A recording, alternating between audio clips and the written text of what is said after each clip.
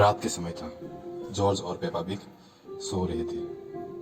तभी Peppa pig को एक सपना आता है। सपने में पेपा पिग को एक बड़ा सा जंगल दिखाई देता है। उस जंगल में वो अकेली थी और धीरे धीरे वो आगे बढ़ रही थी।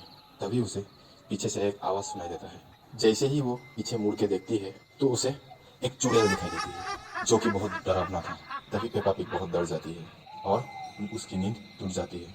जब वो नींद से आँख खोलती है तो वही चुड़ैल उसे सामने दिखाई देता है।